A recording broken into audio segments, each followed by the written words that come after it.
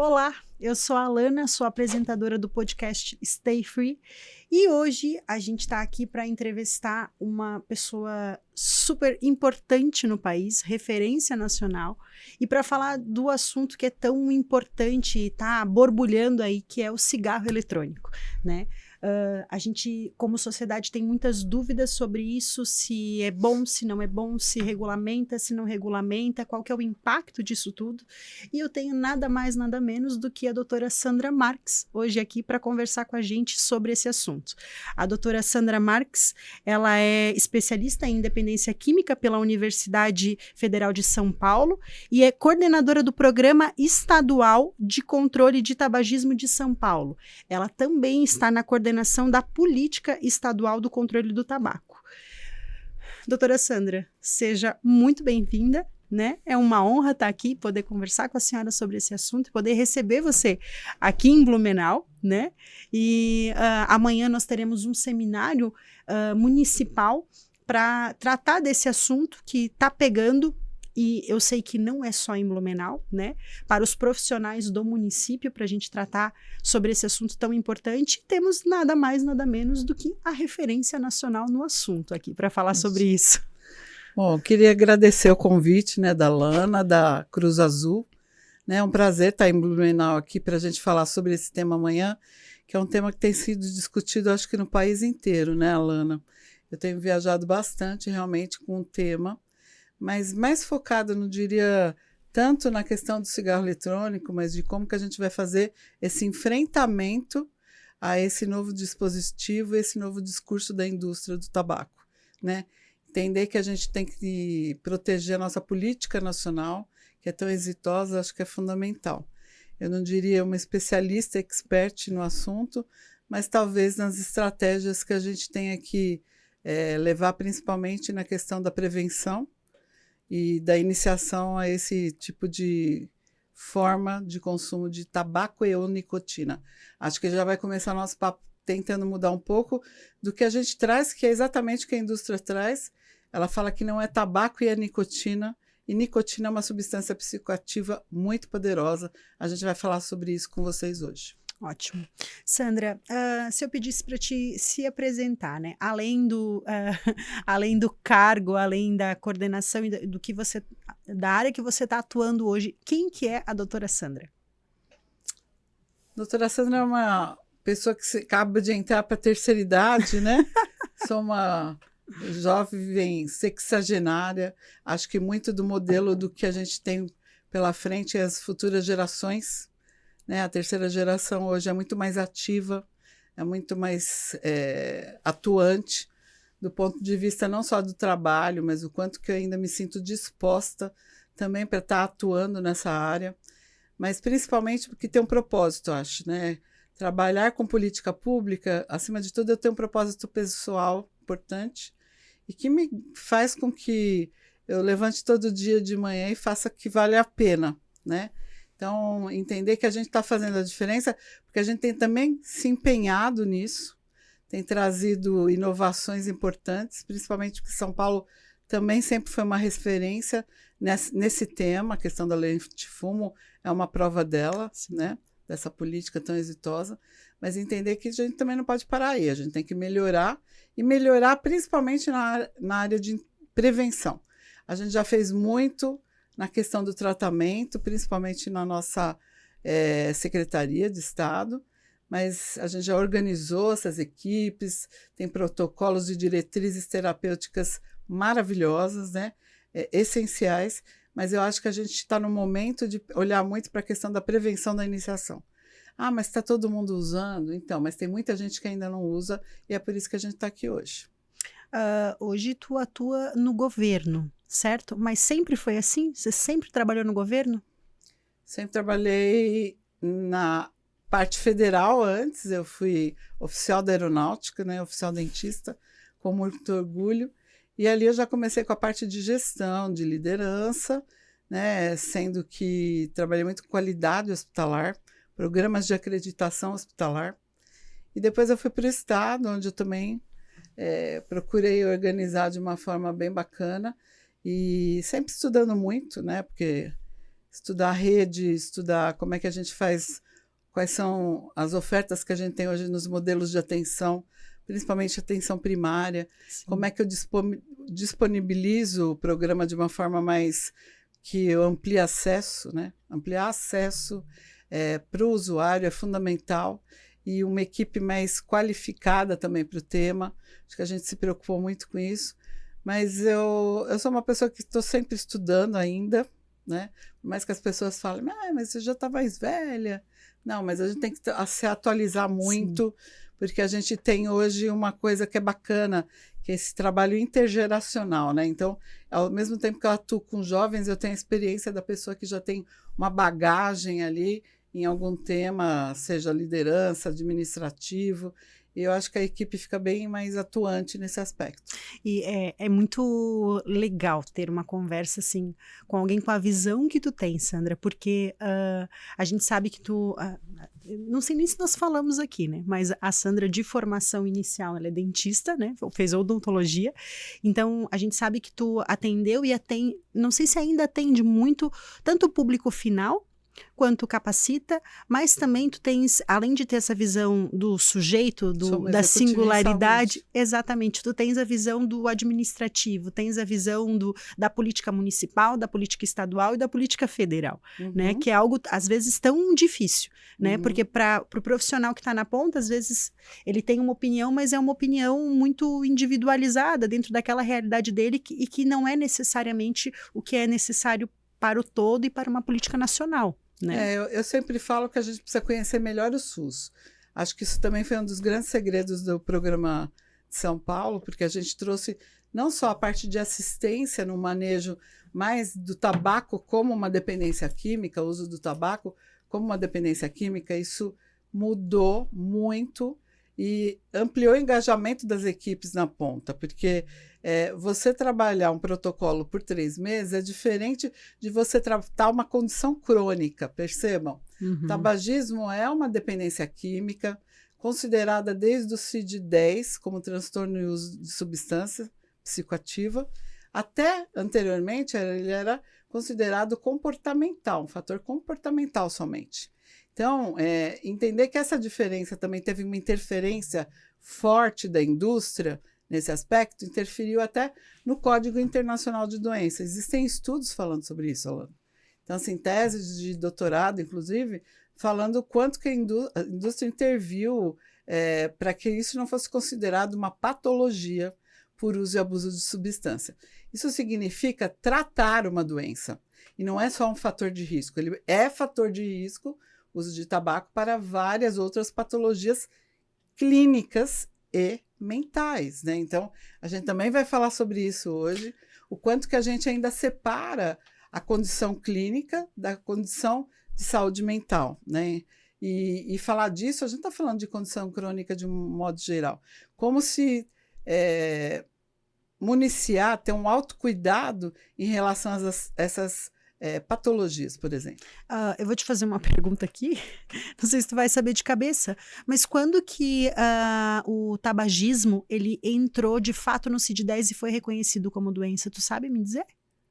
Não vou saber datas, mas foi da transição do 9 para o 10. O 10 ele entrou já realmente como uma TUS, né? Então, entender que é um transtorno de uso de substância, mas demorou muito para isso. Só pelas edições você já consegue ver. A gente está falando da edição 9 para 10. A 9 ainda era comportamental, transtorno comportamental. Isso também implicava, inclusive, em recursos, né? Porque se eu não reconheço como patologia, eu não tenho que... Claro. Invocar ali e pleitear recursos para o tratamento. Como ainda acho que ainda resta muito para a gente...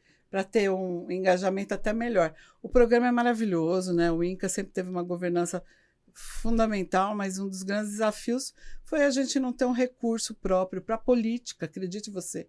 Então, nacionalmente, a gente não tem esse recurso sendo disponibilizado, a não ser pelos medicamentos. Medicamentos, sim, é um componente estratégico, bupropiona, terapia de reposição de nicotina e a goma, né, de mascar de nicotina, Sim, são recursos que são provenientes do recurso federal, porque fazem uma compra centralizada, sai mais em conta, mas entender que para fazer toda a articulação política, prevenção, educação, a gente realmente não tem nem o credenciamento das equipes, ainda falta uma portaria nacional de adesão, que também a ministra, no ano passado, com a graça de Deus, que eu sempre brinco, ela conseguiu lançar o PNCT. Tanto é que todo mundo falava, mas já não existia o programa? Existia, gente, mas não formalmente. Então, ela institucionalizou no Ministério dessa forma. PNCT? Programa Nacional de Controle do Tabaco. Ok. Tabagismo, desculpa. Tabagismo. A gente já começou a falar de tabagismo, eu quero já te fazer uma pergunta para a gente esclarecer isso inicialmente, assim. Qual que é a diferença de cigarro convencional para cigarro eletrônico? Ou cigarro eletrônico ou vapers, né? Como algumas pessoas conhecem. Muitas diferenças. A começar, não só da composição, hoje a gente está falando, o cigarro tradicional tem 4.700, 5.000 substâncias. Quando a gente acende o cigarro e tem a combustão, mais de 9.000 já são liberadas. Estou arredondando, tá? Então, o ambiente, o tabagista passivo, ele sofre muito impacto com esse uso, principalmente porque a gente está falando da combustão do tabaco. Então, são vários compostos aí importantes que adoecem 1 bilhão e 200 milhões de pessoas ao ano morrem por causa do tabagismo passivo, né?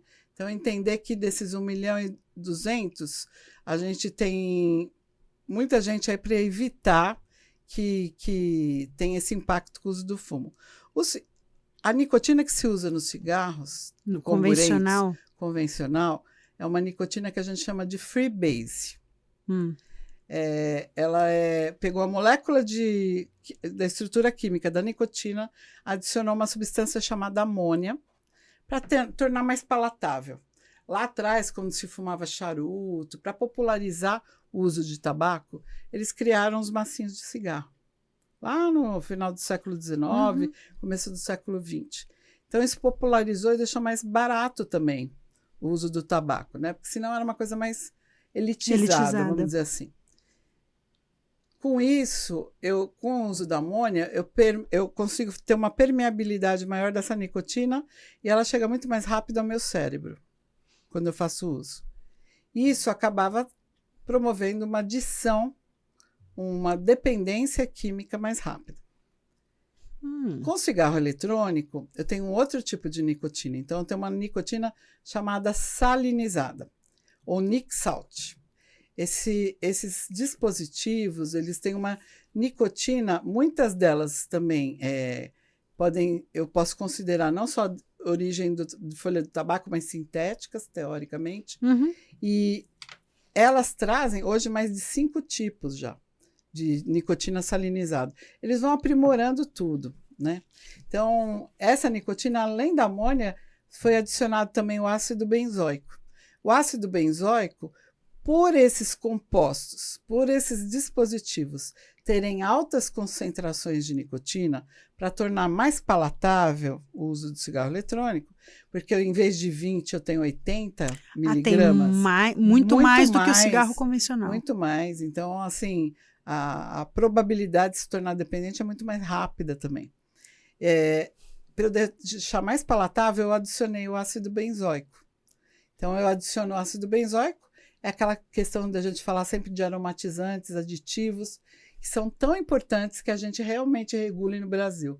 Tem um PL, que é o PL 14, de 2012, gente, que ainda não conseguiu ser aprovado por conta de entrar sempre a indústria com recurso contra, porque se eu tirar a palatividade dos cigarros eletrônicos ou qualquer outra forma de consumo de tabaco, eu acabo com o consumo, teoricamente. Porque é isso que atrai jovem, é isso que atrai adolescente. O aroma, o cheiro. O cheiro gostoso de chocolate, de outras substâncias que são realmente o atrativo, o grande atrativo desse uso. Essa nicotina, ela implica muito na questão também da dependência. Por quê? Essa nicotina salinizada, ela, além da questão da palatividade, lógico, ela traz também a caracterização de um muita rapidez no metabolismo, chegando ali na permeabilidade do cérebro, né? Metabolizando ali para o cérebro, mas há também a dependência. E por que tudo isso que eu estou falando? Porque a nicotina, ela, na realidade, ela não é uma droga inócua, né? Ela é uma substância psicoativa que é uma droga estimulante, super poderosa do ponto de vista aditivo. A nicotina normal, que eu falei há pouco dos cigarros, 30% das pessoas que experimentam pela primeira vez se tornam dependentes. Ou seja, de cada 10, 3 pessoas usou uma vez, já se torna dependente. A nicotina salinizada aumentou muito isso. Então, tecnicamente falando, a dependência é quase que imediata ao uso dos cigarros eletrônicos. Mas deixa eu entender uma coisa que tu trouxe sobre todas essas substâncias que são adicionadas para que o cigarro eletrônico ele fique palatável, né? Para que seja agradável utilizar. Essas substâncias é o que a gente não conseguiria a regularização, a regulamentação disso no país. Não podem ser utilizadas, é isso? Ou eu não entendi? Ela tem algumas substâncias que não podem ser utilizadas. Entenda que lá atrás regularam o cigarro já, e assim, a gente está tentando tirar isso, que é isso que o controle do tabaco trabalha também. A Convenção Quadro para o Controle do Tabaco é esse tratado internacional que tenta, de toda maneira, fazer o endgame do tabaco, ou seja, não vender mais tabaco, mas a gente não consegue por conta dessas questões mais econômicas mesmo. A influência dos determinantes comerciais da indústria são muito fortes, né? É uma indústria poderosa, do ponto de vista de investimento. A gente considera que o Brasil também é um grande exportador mundial da folha de tabaco, mas é entender que um dia isso vai ter que acabar, né? Teoricamente, pelo tratado, é isso. Alguns países, como a Inglaterra, Nova Zelândia, têm, inclusive, estipulado, acho que você já viu falar sobre isso, desde crianças que nasceram a partir de 2009 não poderiam mais comprar cigarros. É uma política legal? Mas nada mais é do que uma troca de mercado. São países que regularam os cigarros eletrônicos para venda e que agora você está vendo crianças de 5, 6 anos de idade usando direto. Né? Então, quem está viajando e quem está vendo que na Europa, Estados Unidos mesmo, tem muito uso de cigarro eletrônico. Então, regular um produto para venda, como um PL aqui, o 5.008 de 2023, que é regular, é uma coisa assim absurda, porque a gente vai liberar, já está tendo consumo agora. Se a gente libera, isso daí vai aumentar exponencialmente o uso. Isso é óbvio, né? Quando a gente libera alguma coisa, a tendência é aumentar o uso mesmo. E o que a gente vai fazer com toda essa população mais jovem, né? Porque a nicotina é uma substância preparada principalmente para pessoas pós-pandemia que tem essa caracterização. A gente está vendo nos estudos aí, recentemente está se falando muito dessa matéria, e eu vou falar sobre isso na minha dissertação até, o quanto que a gente tem ligado ao uso de cigarros a questão dos transtornos mentais, de ansiedade, transtorno por depressão também. Então, entender que é uma substância preparada para essa população, que tem mais transtorno de ansiedade e depressivo. Pensando não apenas no risco, assim, mas nos efeitos, cigarro convencional para cigarro eletrônico, muda alguma coisa? Por exemplo, a gente sabe que o cigarro convencional, a questão do câncer, da impotência sexual, para o vapor, muda algo ou vem na mesma direção? As consequências do uso? As consequências acho que vão ser as mesmas ou talvez piores e em menos tempo. É isso que a gente sabe. É que a gente ainda não tem uma amostra suficiente sobre, mas a gente tem visto muitos jovens se impactarem com o uso em pouco tempo. Eu mesma já tive alguns casos, até no consultório, de lesões bucais devido ao uso do vape. Aumento de problema periodontal, por exemplo, pelo uso do vape. Então, quando você vai investigar ali melhor e que você estabelece um vínculo bacana, aí você vê que a pessoa está fazendo uso. E o problema do vape também, né, Lana, é justamente porque é um dispositivo onde eu manipulo na minha casa, ele está na 4ª geração. A primeira geração era muito parecida com o cigarro tradicional, né, que eu usava uma vez e jogava fora, né, então ela era descartável. A segunda geração já era descartável, mas eu tinha eu trocava os líquidos, o refilzinho. Uma espécie de refil. Que já vinha pronto. Uhum. A terceira geração já vem tanque. Então, era como se fossem uns binóculos assim, grandes, alguma coisa. Parece um binóculo mesmo.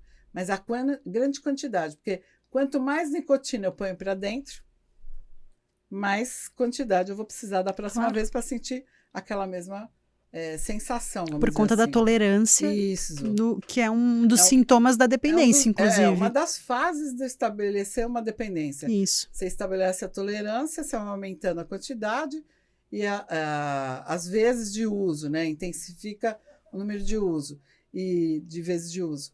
E isso também acaba trazendo uma caracterização importante. A nicotina, ela não tem, a gente estava falando um pouquinho antes disso, ela não tem um comprometimento social tão igual, por exemplo, ao álcool, que é uma droga lista, que as pessoas ainda confundem o que é uma droga lista. Droga lista não significa que ela não cause nenhum risco e malefício à saúde física e mental. Vamos escutar falar muito sobre saúde mental, porque ela traz.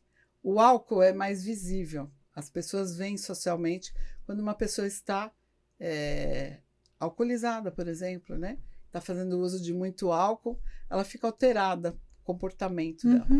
A nicotina não. Então, esse comprometimento social realmente veio com a lei antifumo, principalmente quando a gente fala do ambiente do tabagista, quando eu falo da saúde do tabagista passivo, a saúde do meio ambiente, a saúde dos pets, né, de que convivem com o fumante. Então, o cachorro, o gato adoecem, também mais por conviverem com o fumante, eles estão sempre no chão, que é onde se deposita e caem todos aqueles compostos da combustão. E entender também que essa concepção vem muito de como o indivíduo só vai entender que ele é um dependente quando ele quer parar de fumar.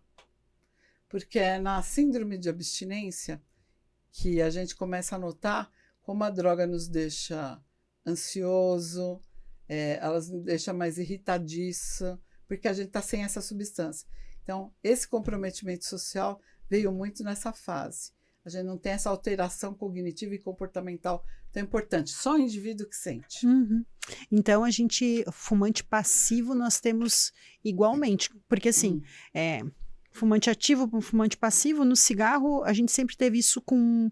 As pessoas tinham muita consciência disso, né? De que o fumante passivo era até pior para quem convivia com o fumante, né? Continuamos na mesma dinâmica com relação ao cigarro eletrônico. Claro. Basta a gente pensar na Covid, gente. A questão do aerossol não era importante para a transmissão de Covid? Se eu estou usando um dispositivo que promove aerossóis, eu estou liberando substâncias que são importantes também para a contaminação do ambiente e do vapor passivo. Vapor é o usuário passivo, ok? Então, entender que essa vaporização, mesmo que não tenha cheiro, mesmo que não exale fumaça, eu tenho uma vaporização importante e que contamina, assim, o ambiente. E todos os vapers têm nicotina? Porque, às vezes, a gente escuta algumas pessoas falando... É só nicotina, não. Né?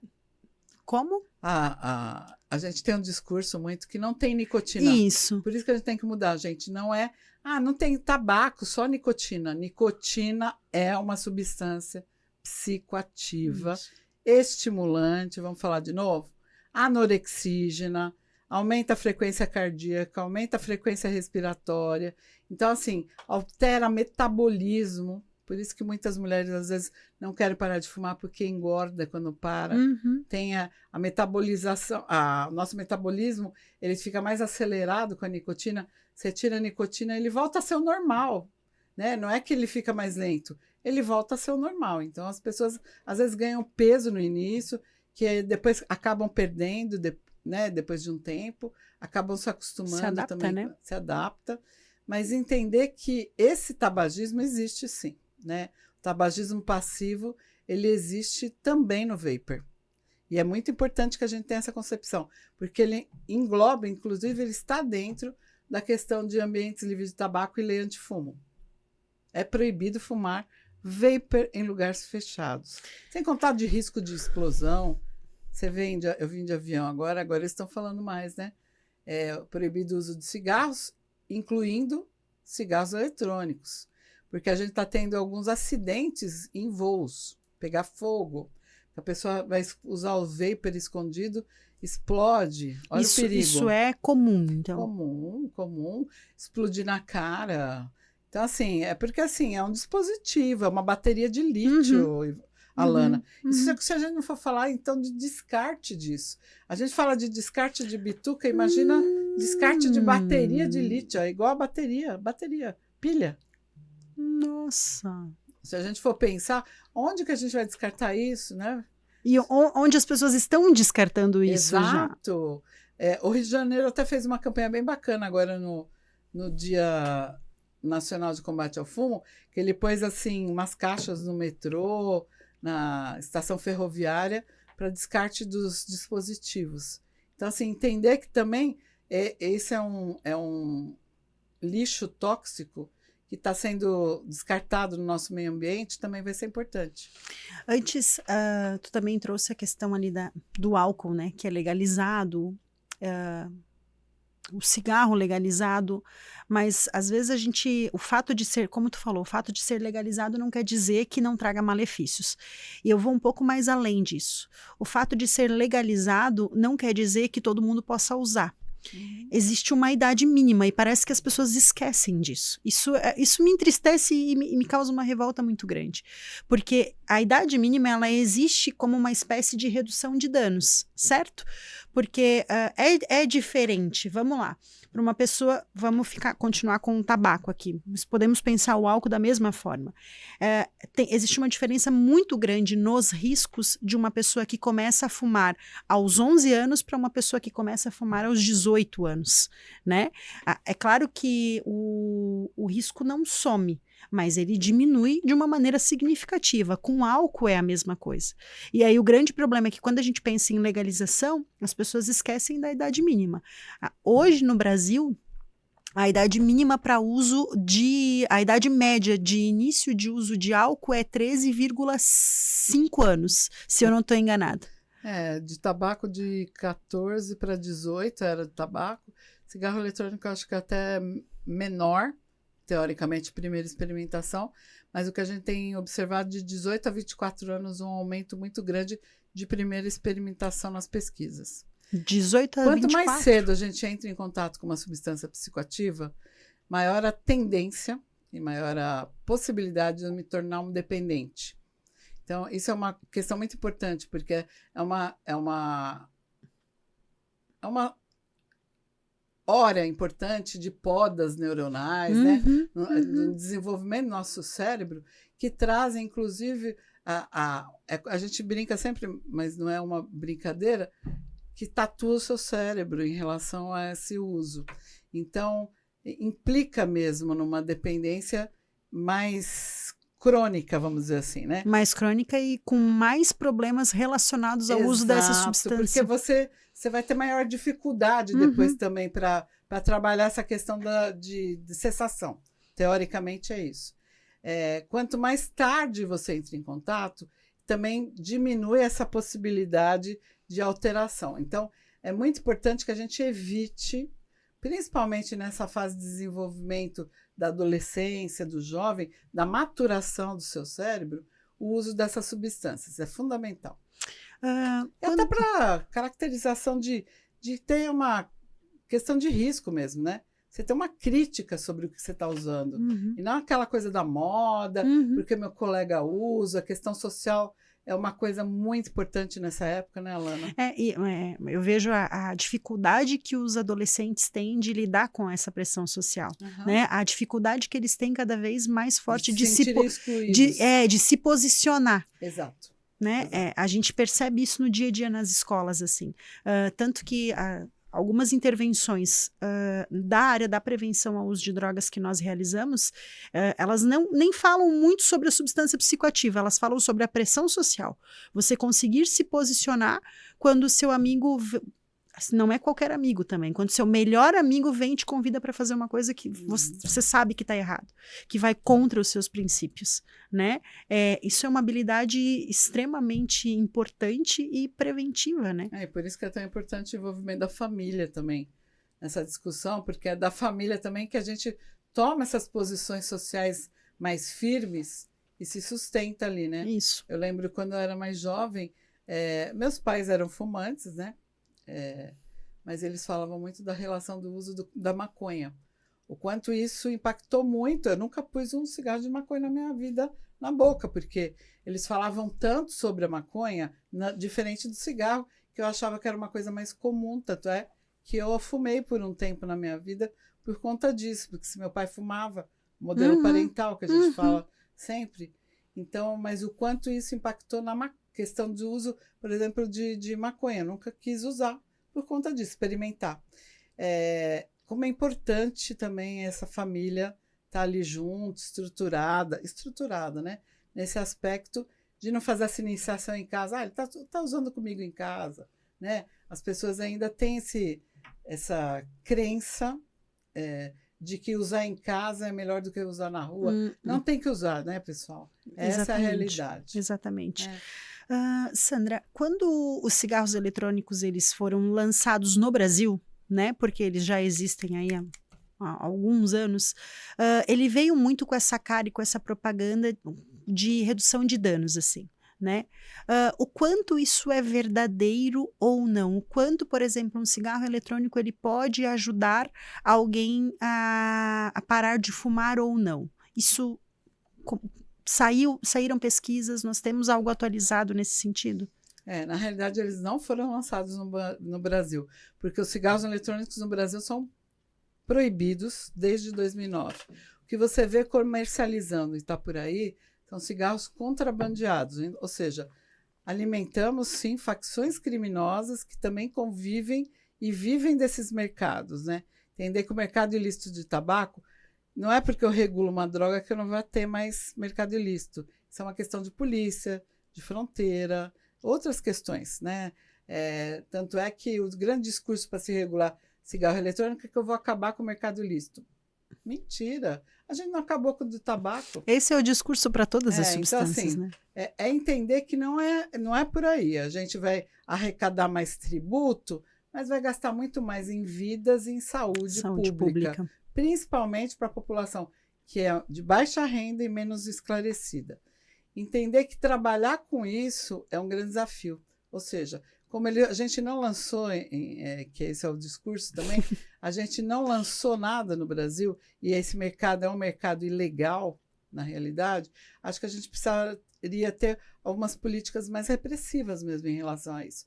Acho que a gente ainda atua muito mal, falando português, claro, na questão da fiscalização e de ações mais contundentes na questão de realmente trazer que a pessoa se responsabilize por aquilo.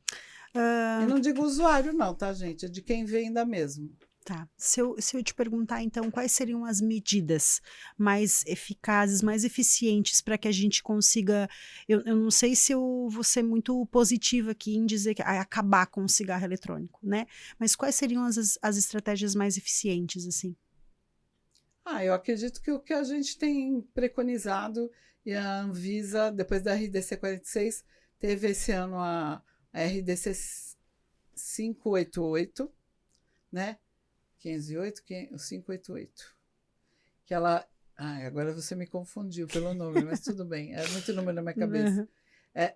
Foi agora em abril, ela teve uma ratificação da RDC 46, e aí a gente trouxe essa questão de ampliar um pouco. Então, não é só comércio, importação, venda de cigarros eletrônicos, mas também é controle disso. Então, a gente fala de aumento de fiscalização, a gente fala de aumentar a comunicação para a população, Então, disponibilizar informação, um plano de comunicação importante do Ministério. A gente está tendo mais campanhas mesmo, falando um pouco no Ministério da Saúde. O governo do Estado de São Paulo também tem falado bastante sobre cigarros eletrônicos, trazendo o tema para divulgar para as pessoas que realmente é um produto que não é para tratamento, como você me perguntou anteriormente. Se o fosse, seria regulado na indústria farmacêutica, coisa que não é. Ele veio com esse discurso para se poder fazer essa troca pelo cigarro tradicional. Então, como uma política de redução de danos, mas qualquer forma e quantidade de uso de nicotina ou tabaco traz danos à saúde. Então, não há redução de danos nesse sentido no uso de tabaco. Sandra, tu como coordenadora estadual do programa que é nacional, né? Como que funciona essa política? Tu podia falar um pouquinho mais dela para nós? Então, anteriormente, quando eu falei um pouco da Convenção Quadro, ela foi assinada e ratificada por 182 países. O Brasil é um signatário e ratificou, né, assinou essa convenção. É o primeiro tratado de saúde internacional assinado e ratificado por 181 países. O que ela é importante? Porque ela norteia o documento norteador da nossa política nacional. Então, quando você fala da política nacional, o presidente dessa implementação da Convenção Quadro no Brasil é o ministro da Saúde. No caso, agora, a ministra, né, no momento. A chefe do secretariado está no INCA, no Instituto Nacional do Câncer, e quem desenvolve o Programa Nacional é o INCA, que é o órgão que faz a governança. Cada estado, os 26 estados e o Distrito Federal têm coordenadores como eu. Sim. Né? Então, a gente atua de uma forma a melhorar o acesso para o Programa Nacional de Controle do Tabagismo na assistência. Mas a política é muito mais ampla que isso. Né? Em São Paulo, a gente publicou esse ano a política estadual baseada em 4 eixos. A governança, gestão do programa. Então, estou falando com municípios, né, como é que eles têm que atuar nessa governança. Estou falando de assistência, aí eu falo de toda a linha de cuidado, desde a prevenção, promoção até a reabilitação. Estou falando de pessoas que precisam de oxigênio porque tem uma DPOC, ou seja, uma doença pulmonar obstrutiva crônica, enfisema. Eu estou falando de educação e conscientização e comunicação, que é isso que a gente está fazendo aqui hoje, falando um pouquinho mais sobre o tema, esclarecendo dúvidas, né, trazendo informação relevante para a população. E eu estou falando de vigilância epidemiológica e sanitária. Então, nesses 4 eixos eu embarco a política pública no estado de São Paulo. Mas essa estrutura veio muito também da formação nacional. A formação nacional se baseou muito, o Brasil é o 2º país no mundo a implementar as principais medidas de controle do tabaco. Então, estou falando restrição à publicidade, não se vê mais publicidade em torno de cigarros. Então, Fórmula 1 tinha nome de marca de cigarro antes, né? Hoje a gente não vê mais isso. Mas vê, por exemplo, o Paris Saint-Germain sendo financiado por uma indústria de vape. Então, assim, a história se repete, pessoal. Então, o jovem que é tão, às vezes, antenado nas coisas de não ser conduzido, às vezes se deixa conduzir no uso de uma substância que a gente vê que tem uma manipulação muito importante na questão da comunicação e marketing da indústria. A gente está falando também de advertências sanitárias nos maços. Então, aquelas imagens que você vê no maço têm aumentado e só o terço frontal ainda não foi preenchido. É uma padronização mundial dos maços de cigarros para que diminua a atratividade de crianças e adolescentes também. A gente está falando de tratamento de tabagismo. Então, o Brasil é um dos poucos países no mundo, acho que isso é um modelo exitoso, maravilhoso, que tem um SUS num país desse tamanho, continental, desse tamanho, né?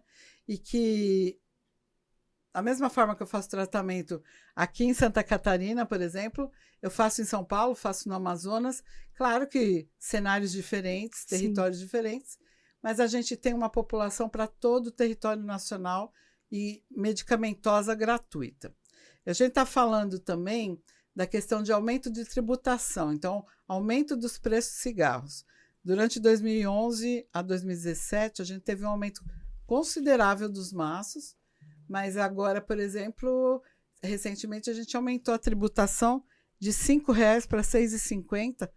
Foi muito baixo ainda, porque é um dos cigarros no mundo mais baratos, né? Se a gente considerar que, às vezes, na Austrália, a gente tem um maço de cigarro a $40. Então, é realmente para impedir que aquela população que a gente falou mais pobre e com menos orientação faça uso disso, né? Então, é entender que desvia-se a renda da família para fazer uso de uma substância também no caso do tabaco. A gente está falando também de uma coisa importante que é educação em saúde, conscientização. A gente tem um programa Saúde na Escola, que é importante, né? Educação fundamental.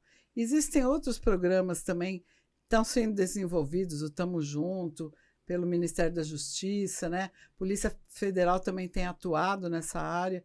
É importantíssimo. O governo do Estado de São Paulo também está organizando, tem um comitê de ações preventivas trazendo o tema da prevenção em programas que foram adaptados para o nosso cenário. Sim. Também, né?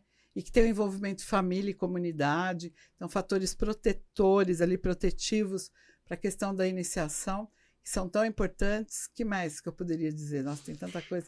Receita Federal, a gente está falando, o Brasil trabalha com a política do preço mínimo de tabaco. R$ 5,00 é considerado de origem ilícita. Agora que eles aumentaram o preço para R$ 6,50, a gente considera que todo cigarro abaixo de R$ 6,50 é considerado de origem ilícita. Né? E se você não usar um rastreio, que tem uma rastreabilidade, um sistema de rastreio dos maços, por exemplo, quando tem apreensão nas estradas. São Paulo é uma das maiores rotas de tráfico do mercado ilícito de tabaco. Mas a gente tem regiões fronteiriças também importantes, Mato Grosso do Sul, né? Então, Paraná, entender que ali também a gente tem a questão do mercado ilícito muito atuante. Está na mão de facções criminosas, então a gente exporta cigarro contrabandeado para o Hezbollah no Líbano. Você tem ideia dessas operações com Polícia Federal, como são importantes, essa atuação conjunta, né? A política de controle do tabaco, ela teve uma boa atuação porque ela tem um trabalho intersetorial muito importante. Então, a gente está falando da educação, está falando da justiça, a gente está falando da segurança pública, está falando do desenvolvimento social, está falando da saúde. Então, são várias áreas que atuam. A Anvisa como um órgão regulador, né? Importante nisso. A gente está falando do enfrentamento ao mercado ilícito, então são ações territoriais e de polícia na questão das fronteiras, né? Importante também. A gente está falando de políticas que tratam também a questão da vigilância epidemiológica disso. Então, várias pesquisas nacionais, né?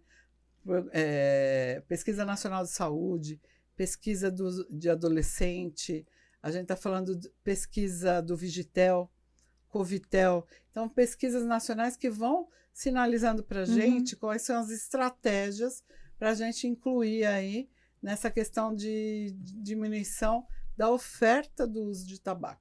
E é muito interessante tu falar disso e trazer isso, porque eu não sei o quanto as pessoas têm a consciência de que nós temos uma política exitosa antitabagista no Brasil. Porque a gente costuma olhar muito para o nosso país e criticar muitas coisas, né? A gente adora criticar as coisas. E como já ficou natural para nós, eu não sei o quanto as pessoas têm essa noção de que o Brasil realmente tem uma política exitosa antitabagista. A ponto de não é a mesma coisa que acontece com o álcool, por exemplo, né? Entre os cientistas... Por enquanto. Mas a gente pode seguir o mesmo caminho. Exatamente. Nossa, é muito bom eu ouvir alguém do governo falando, não, por enquanto. Né? Porque eu acho que depende da gente mesmo, isso, né? Porque se a gente for olhar, Sandra, entre alguns cientistas, nossa, com relação ao álcool, nós somos conhecidos como a Irlanda da América Latina. Exato. Porque o índice de uso de álcool aqui é gigantesco. Já não é mais a mesma coisa que acontece com o tabaco. Muito que você está falando, você fala assim, você é do governo, então, mas ser do governo não me tira também meu lado de cidadã, né? Então, o quanto que a sociedade civil também tem que se movimentar em relação a isso, né? Acho que os governos viabilizam algumas coisas, mas a movimentação total sempre vai ser da sociedade. Ótimo. Né? Então, é entender que é a gente que faz a diferença. Eu atuo muito também como uma cidadã. Então, eu não estou falando por preconceito nenhum, né? Não estou falando em relação a estigma nenhum, mesmo porque eu já fumei também um dia, mas é entender que a gente é que faz diferença. Por que a política de tabaco deu tão certo? Porque teve envolvimento da sociedade.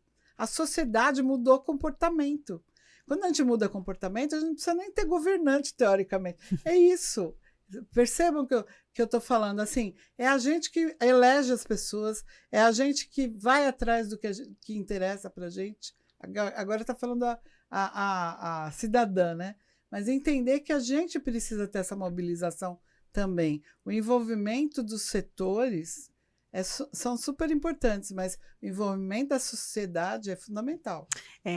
Eu lembro agora, falando desse modelo que é exitoso, quando eu era pequena, era muito comum você ver as pessoas fumando em todos os lugares.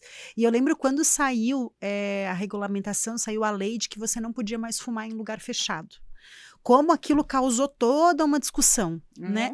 E hoje não se questiona mais. Hoje, se você está num ambiente fechado e tem alguém fumando, aquilo causa uma estranheza gigantesca para nós, Exato. sabe? Isso é uma mudança de consciência coletiva mesmo, né? Junto disso, a gente veio com as informações de que fazia mal para a saúde dos outros. E quando a gente fala de fazer mal para a saúde dos outros, a gente está falando uma coisa que eu acho que no Covid foi bem fundamental. Assim. Acho que o Covid trouxe isso na época da pandemia, que o seu direito individual vai até onde a saúde coletiva, saúde pública, não seja negligenciada. Então, é entender que eu tenho direito, sim, de ter um livre-arbítrio, de fazer uso ou não de uma substância, mas não no mesmo ambiente fechado, que uma pessoa que não faz uso, que eu posso contaminá-la, que pode ter asma, que pode ter bronquite. Tá, né? Sandra, mas aí, por que a mesma coisa não acontece com o álcool? Do uso, você fala? Porque assim, vamos lá, a gente tem quando a gente fala de álcool, a gente fala da droga que mais mata no mundo, né? A gente está falando eu acho que é a segunda causa de morte evitável, porque a primeira é o tabaco, sim, certo? Então, o álcool, ele tá ali, tá na cola, é a segunda causa de morte evitável. E o álcool mata também muito por violência, né? Exatamente, a gente está falando de um problema de saúde pública, a gente está falando de uma conta que, no fim das contas, eu também pago. Né? Porque essa pessoa depois vai cair lá com vários problemas no SUS, vai cair, sabe? É problema segurança pública em todos os sentidos. E eu não vejo a política contra o álcool de uma maneira exitosa como a gente vê a do tabaco. Por quê? Por que isso acontece? Então, porque a gente ainda não se mobilizou nesse sentido. Eu acho que está começando no mundo já, porque álcool também dá câncer, né, Alana? A gente estava falando sobre isso de manhã, então... isso implica também em gastos, né, em perda de produtividade das pessoas, porque elas se afastam do trabalho, então isso onera, às vezes, cuidadores, né? Sim. Então, assim, a gente sempre vai ter um impacto muito grande na saúde de uma forma geral. E principalmente quando a gente fala em saúde do trabalhador também. Eu estudo muito tema, né? Então acho que uma das coisas que mais vai impactar no mundo é a questão da saúde do trabalhador. Ele é fator de risco para depressão, e depressão é a principal causa de incapacidade no trabalho, no país. A gente não está falando de uma causa só física, sim, perceba? Então, assim, ou a gente começa a mudar o contexto do que as substâncias também aplacam, né? Eu vou falar dessa maneira mesmo. A questão da saúde mental, uma saúde mental mais equilibrada, esse talvez seja o nosso novo normal, né? Então, as pessoas têm falado muito sobre isso. Os jovens estão mais ansiosos, mais depressivos, mas esse talvez seja o nosso novo normal daqui a um tempo, porque é tudo muito rápido, né? Tem a questão da internet, tem a questão das mídias sociais, eles são muito mais rápidos em resposta do que foi minha geração, por exemplo. Então, eles vão sofrer muito mais ansiedade, mais depressão, em função dessa resposta que precisa ser imediata, né? Então, trazendo e considerando isso, eu acho que o álcool também tem uma questão determinante comercial muito importante ainda.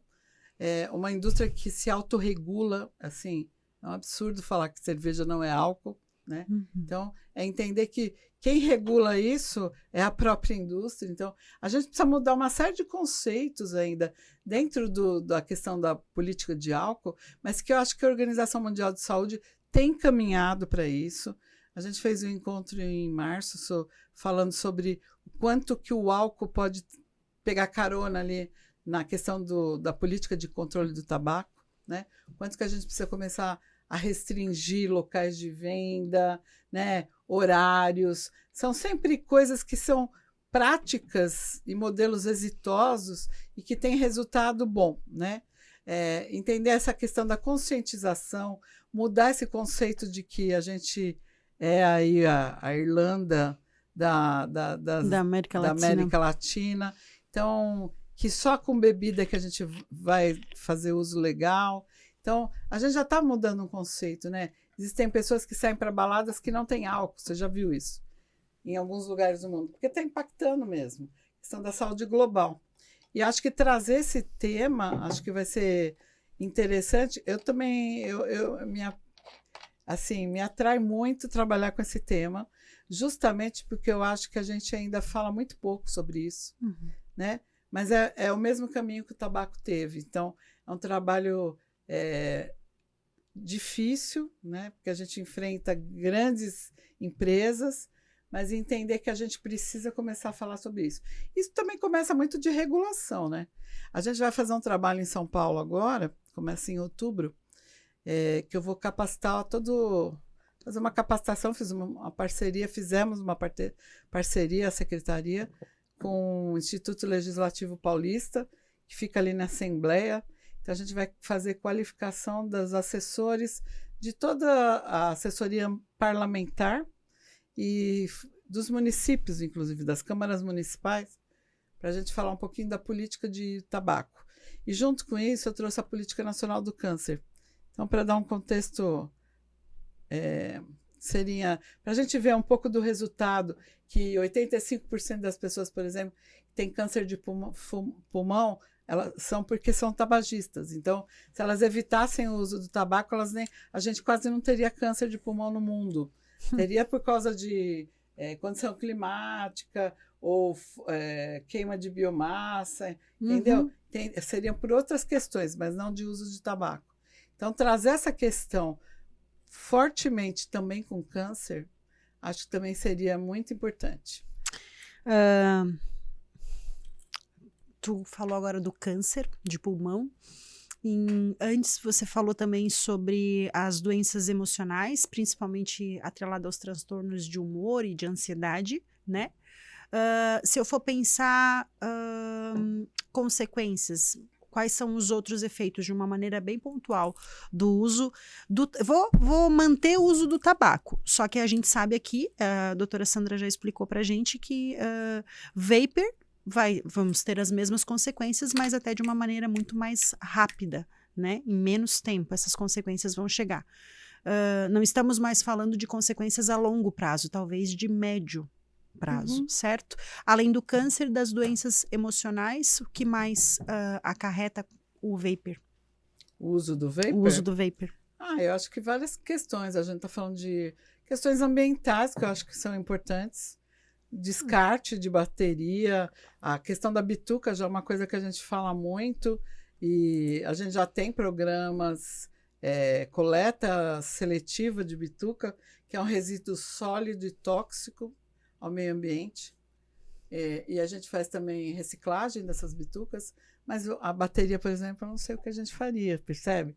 Assim, eu acho que a gente tem muito a explorar na questão da agenda ambiental, na questão da saúde do trabalhador, com certeza, porque a saúde do trabalhador, quando eu desço para fumar no meu trabalho, eu volto e trabalho num ambiente fechado com ar-condicionado, eu estou impactando a saúde do meu colega.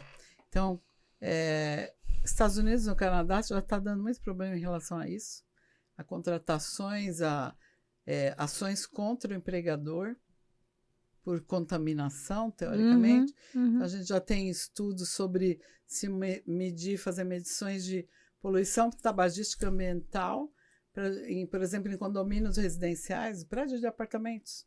Então, quanto que eu vou taxar essa pessoa por ela eliminar fumaça? Então, existem institutos que vão falar sobre as questões tóxicas. Então, vários estudos que a gente está vendo pipocar, porque depende muito do país, né?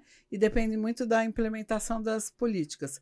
Acho que os Estados Unidos pega muito a questão do trabalhador, principalmente por causa das ações judiciais. O brasileiro ainda é pouco informado em relação a isso, mas eu tenho certeza que essa é uma das áreas que a gente vai ter que trabalhar muito ainda no Brasil, que pode explorar muito na questão do uso do tabaco. Já estou dando a dica aqui.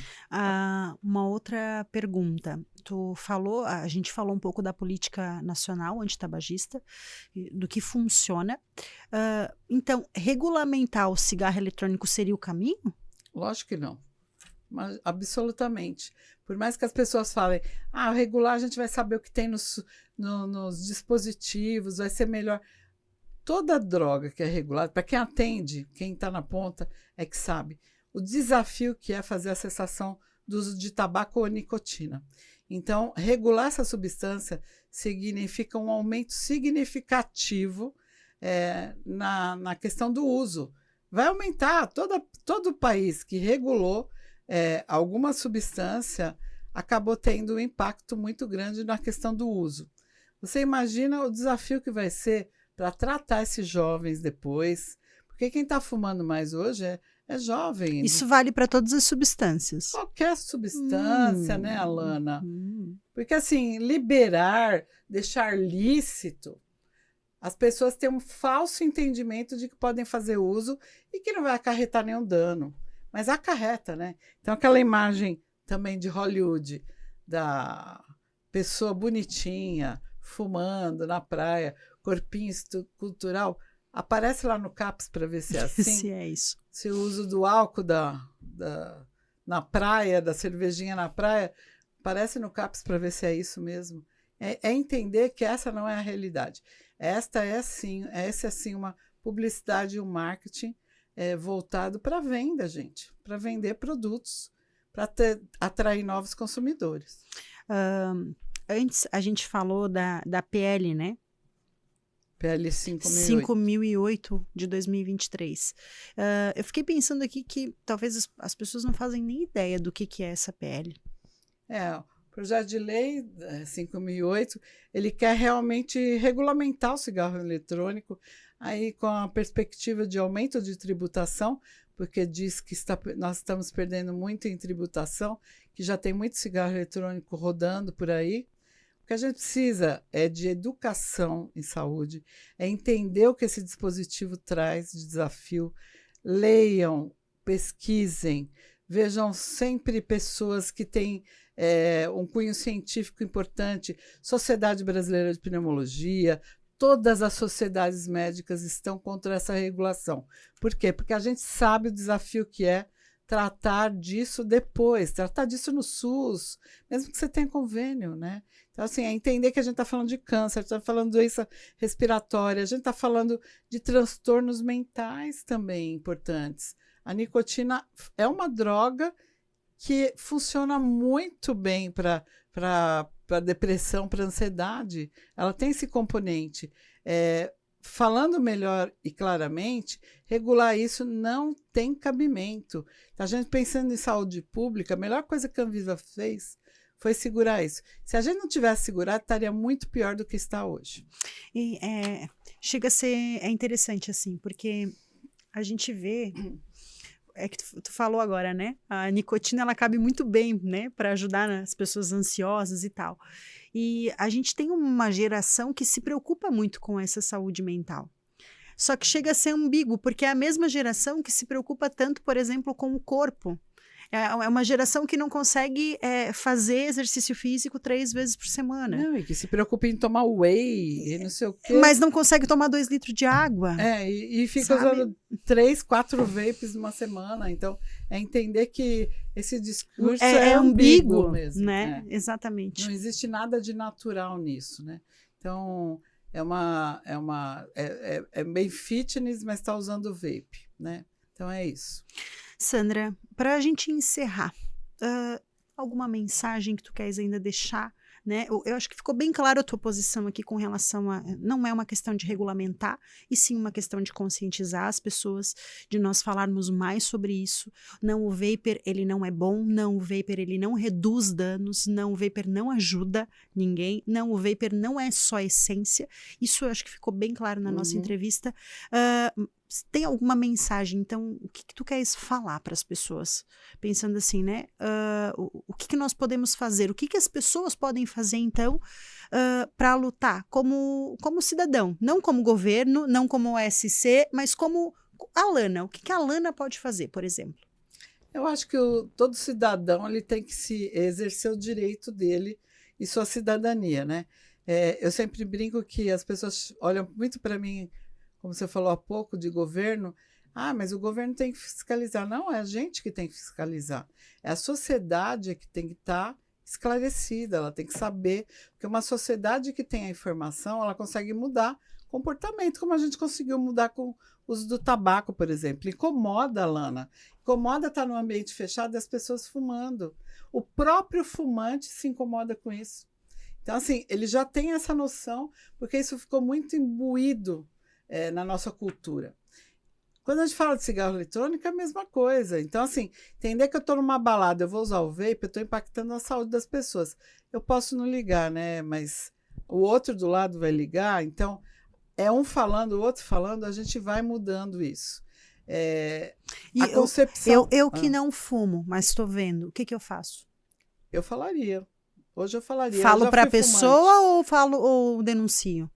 Depende. Se você estiver num ambiente que é fechado, você vai falar para a pessoa, aqui não pode fumar. Hoje eu falei, a hora que a gente foi almoçar, é que você não viu, vocês saíram de carro, mas tinha uma mocinha fumando embaixo do toldo, uma placa de proibido fumar. Aí eu cheguei nela assim, delicadamente, falei, oi, você trabalha aqui? Ela trabalha. Eu falei, então, você viu que é proibido fumar aqui? Aí ela me olhou brava assim. Ai, é isso. Que legal. É isso, a gente tem que fazer isso. Porque ela vai escutar uma vez, ela vai escutar 2 vezes, ela vai pensar 3 vezes se ela vai fumar ali de novo. E ela pode até ter ficado brava na hora, mas causou constrangimento. Exato, mas é um constrangimento legal. Sim. Porque eu estou exigindo o cumprimento de uma lei. É diferente. E eu não estou falando que é proibido ela fumar. Ela pode fumar quantos ela quiser, onde ela quiser. Ali ela não pode. É isso que ela tem que entender. Ali é um espaço protetivo, vamos dizer assim. A lei anti-fumo, ela trouxe muita concepção do que é proteger um espaço comum e não proibitivo. As pessoas têm que mudar essa percepção. Dos cigarros eletrônicos é a mesma coisa.